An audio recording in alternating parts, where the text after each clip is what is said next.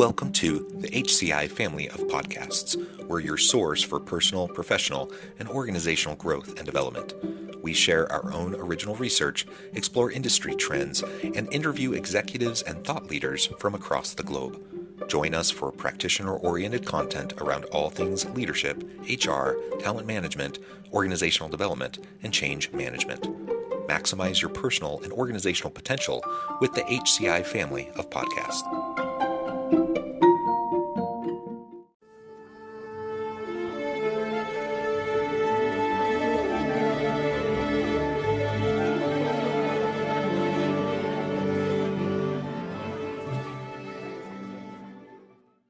Kara North, welcome to the conversation today. Thank you for having me. I'm so excited to be here. It is great to have you back on the podcast. I'm joined by Angela Schill, who's co-hosting this with me. And today, Kara is joining us on International Women's Day. And we're going to be talking about how to support other women within our professional sphere, to be an ally, to be an advocate, and how we can help others have increased opportunities. As we get started, I wanted to share Kara's bio with everybody. Kara North is a native of Orem, Utah, and obtained her BS in business management from UVU in 2007. She then graduated from the Quinney College of Law at the University of Utah in 2010 with her Juris Doctorate. She began her legal career with a large insurance defense firm in Las Vegas, Nevada, and after returning to Utah, she began practicing law in Utah County with a practice primarily focused on plaintiffs' personal injury litigation, criminal defense, and adoption. Now, I could go on. There's so many really cool things, including being named Utah BusinessQ Magazine's 40 under 40, lots of really great accolades. But Kara, I'm going to pause there. Anything else you would like to highlight from your own personal, professional background or personal context before we dive on into the broader conversation? Sure. I'd just like to update that, like right now, I'm a partner at Moxie Law Group, which is a personal injury firm in Pleasant Grove, Utah. And we are actually the first completely female founded personal injury firm where both partners are women, and really looking to help all clients, but particularly women, navigate the space of personal injury. If you look at the billboards up and down I-15, they're very male dominated. And sometimes that can feel intimidating if you're a woman who's been injured and you don't know where to turn. So we're hoping to create a space specifically where women can feel comfortable getting answers to their legal questions about their injuries. You saying that, I start realizing how I need to be a little bit more aware of what's going on around me. Those billboards are male dominated for sure. Yeah. And Kara, you've done so much to represent women and support women. I think it's fantastic that on International Women's Day, here we are and with you. And there are a couple of other things you've been the Women's Caucus Chair for Utah Association for Justice, the 4th District Chair for Women's Lawyers of Utah, the President of the Central Utah Bar Association, again, representing women. These are amazing accolades. Oh, thanks. And top 25 women trial lawyers. There's so much. And all of the state of Utah, sure. In the state of Utah. Yeah. All of this is just in a largely male-dominated profession. And my question to you is, do you feel like we have a right to expect other women to champion and support what you're doing? I champion and support what you're doing. But just because you're in a male-dominated space, what are your thoughts on that? Yeah, I kind of feel like I'm a little bit both ways on this. I don't necessarily know that we have a right to demand it or expect it. But do I think it would be really great if we could do it? We absolutely should, because specifically talking about my practice field, the amount of women who do personal injury law in the state of Utah, I can tell you there's 54 women doing that. And there are over 12,000 attorneys in the state of Utah. So that means there are less than 1% of the Utah State Bar attorneys who are licensed in the state who are doing the type of law that I'm doing, right? And the 54 of us, we get together and we try to champion each other up and support each other and come up with strategies for how we can be better at representing our clients and helping them get the results that they deserve. And having that kind of sisterhood has made a huge difference for all of us in each of our practices. And so I don't necessarily think that just because I'm a woman or just because you're a woman, we have to help each other. But I think when we do, it kind of it creates a multiplying effect. It's 1 times 1 is no longer just 1 anymore. We get this multiplier that goes out, and we can really create a bigger positive impact when we choose to support other women in this space. And I think that that's an important thing that we should look for opportunities to do to support other women. That's such great insight. Listening to you talk, I'm thinking about these opportunities that I've had, partly of being engaged with Women in Business Impact Lab at UVU and pulling in people from the community for some of the events that we do and talking to people like you. I have been amazed to see the amount of support that's come from those interactions from both sides, from men and women. John's been a great ally and champion of these causes as well. It's been huge. It's been a huge shift in how I feel where I fit and belong. So when you talk about creating that sisterhood, that must be really powerful. And then what I feel is I want other people to be able to step into that space and maybe they have felt like that's not a possibility to do what you do or any of their dreams and pursuits. Well, and I definitely think, kind of we talked about this a little bit in our last episode together was, when you see another woman in that space and you want to be in that space, it makes it easier to feel like you can navigate your way there. You know what I mean? And so I think that's important, particularly I was looking at, and this is kind of crazy with it being International Women's Day, but Utah Women Leadership Project and Better Way Forward posted some statistics yesterday, and I don't have them right in front of me, but something about, hey, women in Utah, we're still last when it comes to equal pay, pay disparity. We're still last as far as having the number of women-owned businesses and stuff like that. And so again, I'm not saying that you can only shop and support women. That's not what I'm trying to say. But I'm saying if there is a woman in a space and she's kind of the only one there, maybe look for a way to see if her quality and her work is just as comparable and capable as those in the space as well. And then if it is, certainly look for a way to support her and lift her up, because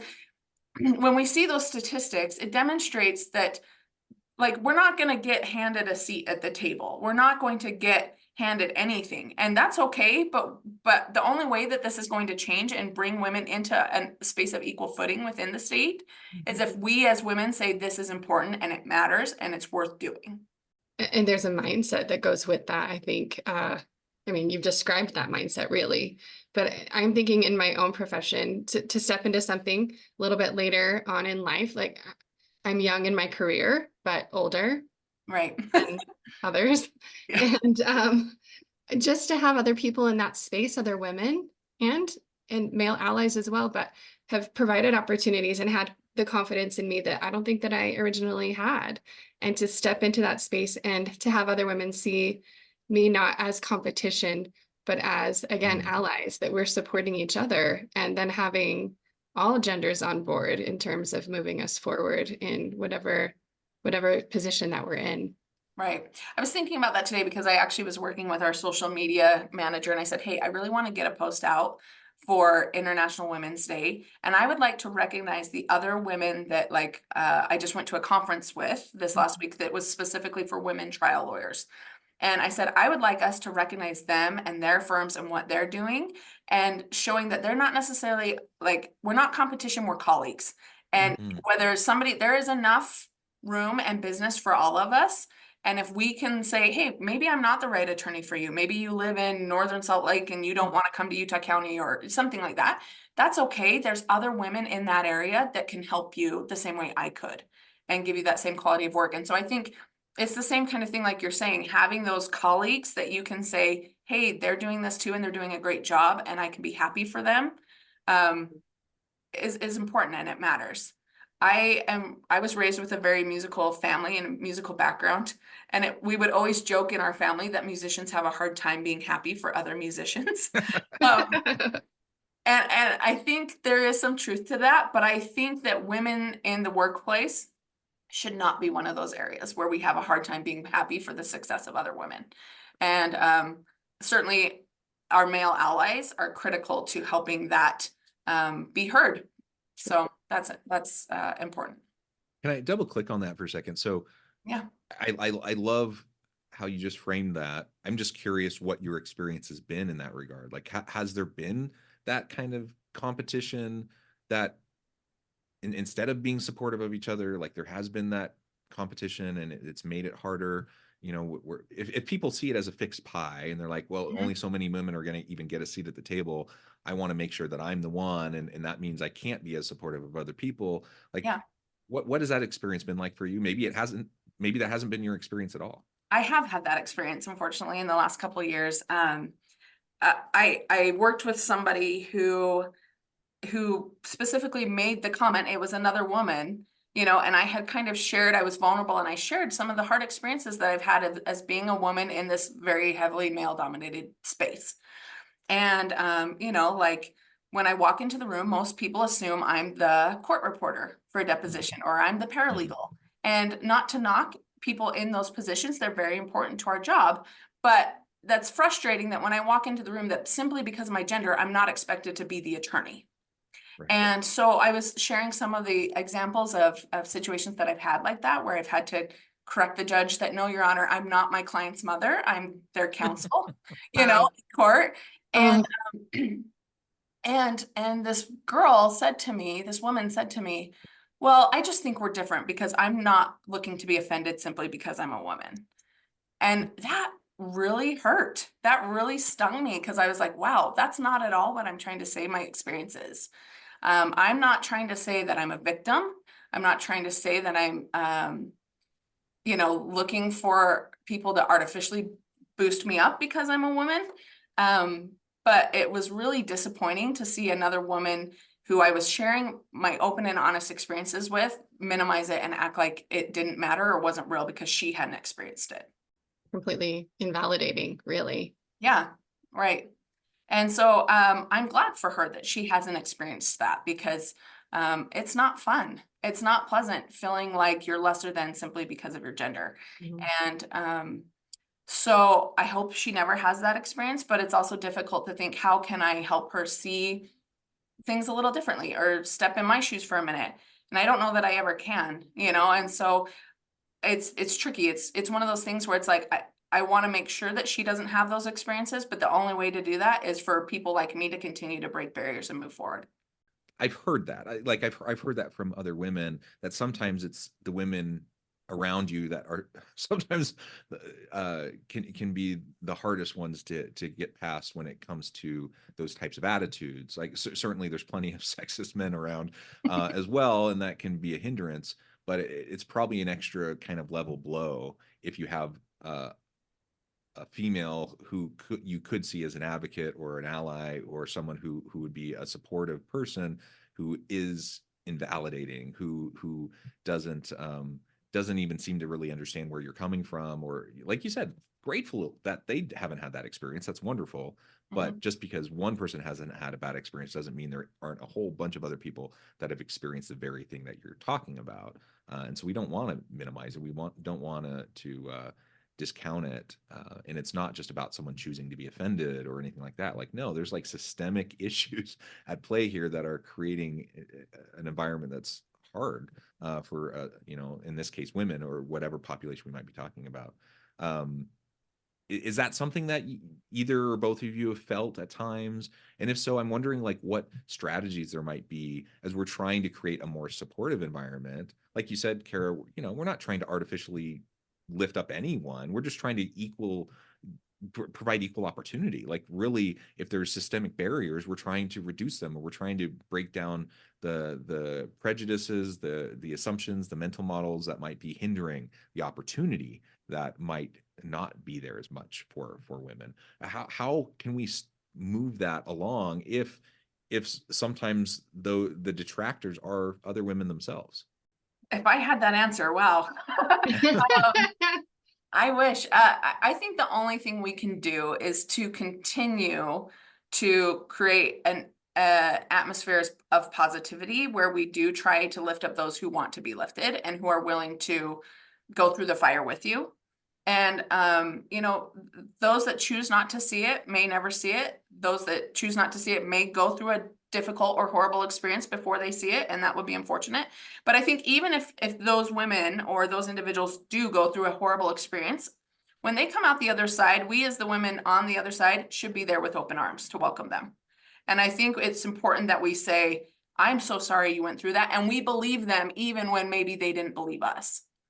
And I think that's the only way it's going to change going forward.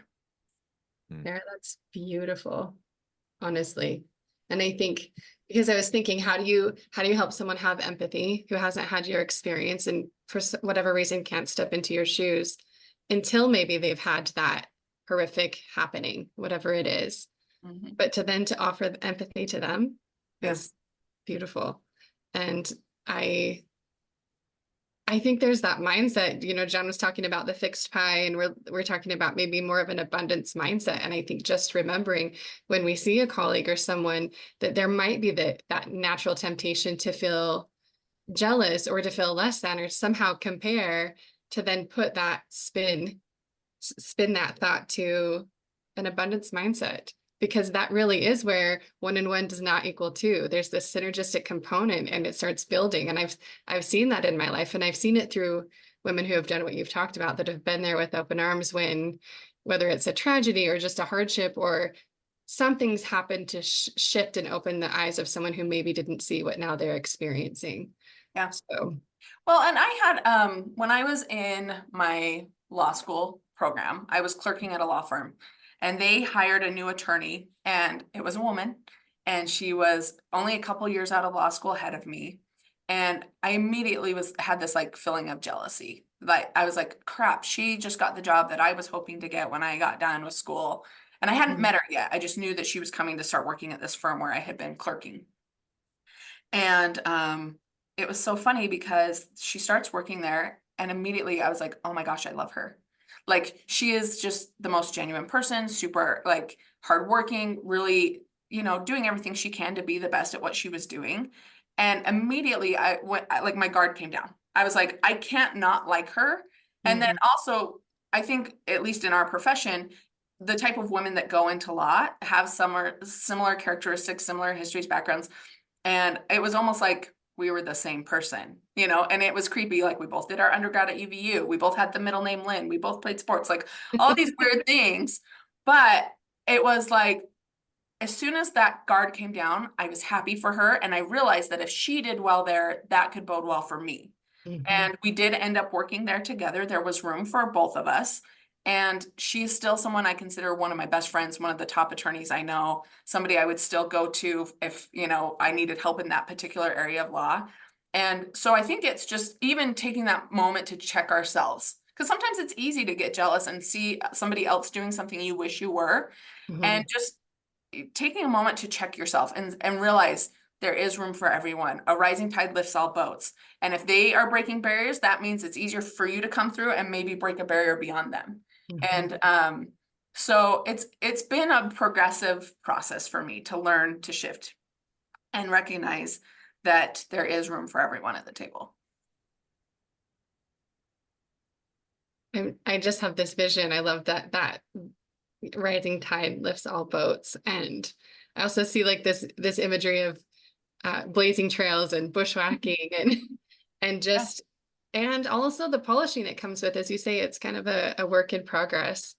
And maybe we've already covered this, but what are some of the things that we all could be doing more of to support one another? I know we've talked about the mind shift and kind of seeing things from a different frame, a supportive frame, but are there any specifics that you would recommend that we can support one another?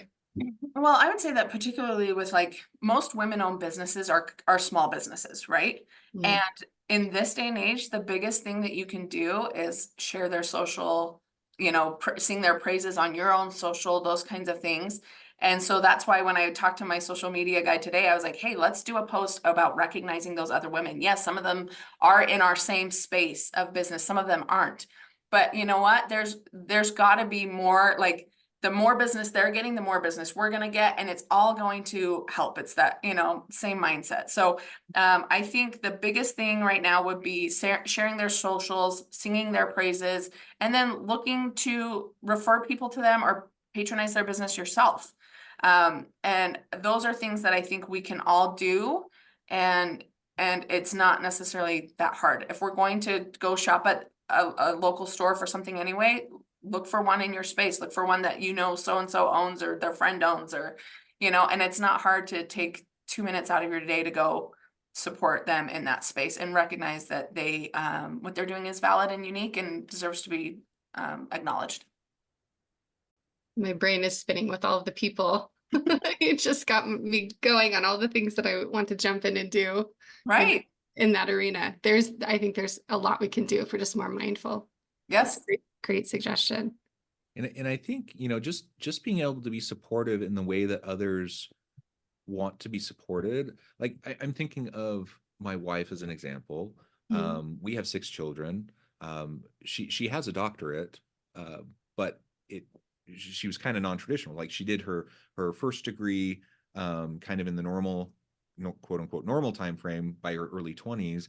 Then we're married, we started having children. A little bit later, she goes back and gets her master's degree. A little bit later, then she goes back and gets her doctorate. And she's felt it both ways. Like when she was early in her career, she was going to be a teacher, and she chose to then stay at home. She teaches math, and the amount of kind of pressure that she got from people to go into her career when she wanted to be an at-home mom was a lot, and it was very, very frustrating to her, and so she didn't feel validated. And then later on, when she wanted to make a transition and go back into the workforce, and now she's a professor, she felt the opposite. Like people kind of judging, why aren't you at home with the kids? And so she felt it from both sides. And the whole time I'm just thinking, well, as a husband, I want to be as supportive as I can for whatever decision she's making. We don't need to be judging other people for the decisions that they're making. And if someone chooses to be home, that's wonderful. If someone's choosing to not be home and pursue a career, that's wonderful. And each individual's circumstances are so different, their life stage, their career stage. There's a whole slew of things going on behind the scenes that none of us know about that are feeding into why they're making the decision that they're making. And so, like, if we can just learn to be supportive of someone where they're at and what they're choosing now, and then realizing maybe that'll change, 5 years, 10 years from now, and they'll be doing something else, and then we can be supportive of them in that. Yeah, I love that. Yes, when I graduated from law school, the first thing people said is like, oh, okay, so when are you having kids? And it was kind of like this pressure to like have a family, right away. And my husband and I were married for 10 years before we had our son. And part of that was because I wanted to get better at my job before I navigated whatever that next step looked like, right? And there were some people that were really supportive and some people that thought, what are you doing? Why aren't you having children already? And questions that were crossing boundaries with respect to personal information, And then on the other side of it, there's been times where it's like, oh, well, you work, and so we can't have you come to the PTA meeting, or we can't have you, help out in that way because it's during working hours. And so you kind of feel like, okay, darned if I do, darned if I don't, one way or the other. But one of the ways that I've seen really great support is just even some new friends that I've made this year with my son's school. And there's one mom in particular that's like, hey, if you need to stay late at work today, we'd love to have your son over and have him come play and all that kind of stuff. And she never makes me feel guilty about it if I'm later picking him up than I mean to or whatever. She's just very like, hey, I'm here for you and whatever that looks like. And it's taught me a good lesson too, to not only look for opportunities to be more inclusive, when I have the time and ability, but also just really being appreciative of people that are willing to support you where you're at and what that looks like, and no judgment whatsoever. And it's something I'm still working on, still checking myself, still making sure I'm doing for other, not just women, but also men. But I think just recognizing that I really like that in this day and age, we are coming into a place where it's okay to have boundaries. It's okay to have things that work for you that don't work for other people. And I love that in general, we're becoming a more accepting society as far as it's okay if that's what works for you and that's not what works for me. I'm still happy for you. And very much with your wife, like I think she's killing it at what she's doing. And I love the example that she's setting as far as it's okay to do it in a non-traditional route and you can still get to your goals. And I hope that, it's amazing she has an ally like you that's like, hey, I'm happy to come in and reinforce support with the kids when you're at work and vice versa. And that's how it should be. Kara, when we talk about the support that we find in the places we find it, what do you think about being in a space where do we give credit to other women's ideas? Yeah, I recently had an experience with that. I was asked to present at a lawyers conference this week. And I was nervous. I wasn't sure what to say. And even up till last weekend, I was still kind of spinning my wheels. What am I going to say on this particular topic? I was assigned a topic about a specific rule in the law that we as attorneys can and should use, and to benefit our clients. And I was stuck. I just was not sure. And luckily I was at this women's conference this last weekend, and I said, hey, ladies, can you help me? Like, how would you use this rule in your cases, and how's it been used against you? And what do you do with all of it? And we roundtabled it for like an hour over dinner, and they all gave me great ideas. And by the end of the thing, I had my presentation pretty much put together. And I said, great, this is so amazing. Okay, I'm going to make sure to, acknowledge you and you and you. And one of them said, absolutely not. I don't want my name mentioned once during your presentation. And I went, what? Why? Of course I should give you credit. Like, you guys really helped me come through on this. And she said, no. What I've learned is that when you do that, you're minimizing like your contribution to all of this, as well as signaling to people in the room that they don't necessarily have to listen to you because this wasn't all your idea. And she said, and I don't know a single man that would do that. and I'm not sure that that's true, right? There are men that give credit where credit is due, but it just was really interesting to me and eye-opening to me, because my default is always try to be gracious, try to show recognition and appreciation for other people that have helped me along the way. But then it was so eye-opening to have that comment say, no, you don't need to. We know you appreciate it. We know, who we are and how we've helped you, and you don't need to tell everybody else we're good. And I just thought that was really interesting. And perhaps that varies from group to group. Perhaps you do have a group of friends that really wants you to acknowledge them in some certain way if they've helped you. And that's great. But if there's not, if they're saying no, just run with it and you take credit for it and you do you, I think that's an incredible way to proceed as well. That really helped me feel a lot of confidence going into my presentation this week, and feeling like I could take ownership of what I was presenting and I didn't have to discount my contribution to it. That speaks to me because, in a position where we're doing research, we're working with other colleagues, and we're trying to, determine sometimes even in authorship how do you determine authorship, and how do you decide who goes first, second, and third? And I have been I've just been I've learned, it's been like a masterclass to see other women who have gone before me, who show me this is how we do this, and this is how we support each other. And it's not so much about order and rank as much as that rising tide, and that we're together. And so, you are the reason that discussion took place in the first place with the roundtable. It's incredible. It was a really eye-opening experience, because it was one that I hadn't ever considered before. And, I don't know if I would have gotten up there and said, oh, thank you to so-and-so and so-and-so, and they really helped me and all this stuff, maybe it wouldn't have mattered at the end of the day. But, afterwards, when it's done and people are saying, hey, great job, good presentation, I appreciated the points that you brought up, I think it indirectly acknowledges all the work of all the women that helped me get there too.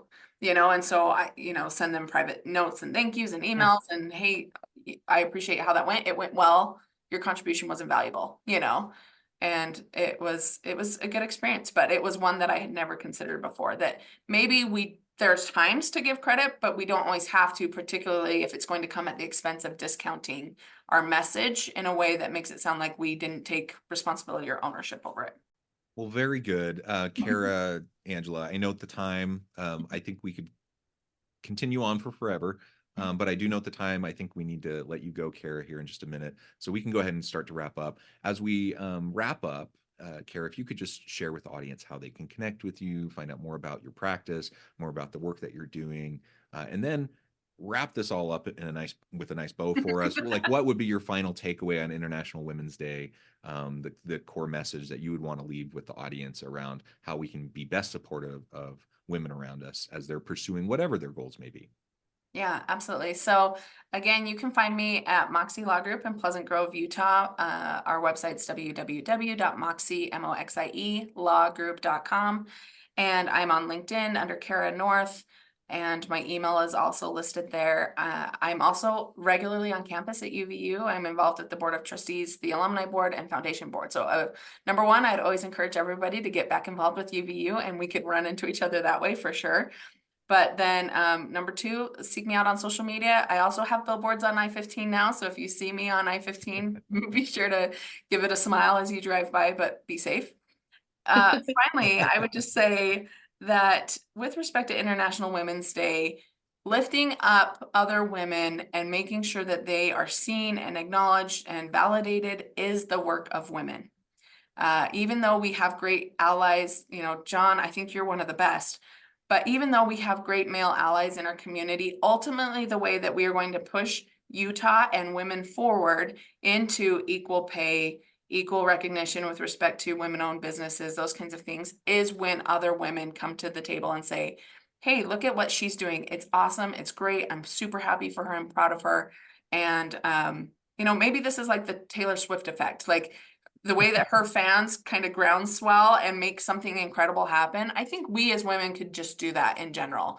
And I would just encourage any of the listeners to go ahead and look for ways to shop women, support women, social shout out to other women. And as we do that, there will be a magnifying effect that makes a difference in our community. Wonderful. Thank you, Kara. Thank you, Angela. It's just been a pleasure to be part of this conversation today.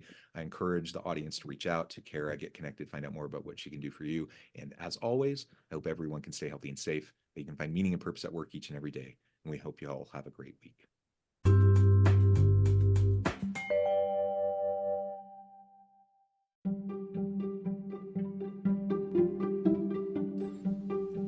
Thanks for joining us for this episode of the podcast. We hope you stay healthy and safe, and please join us again soon.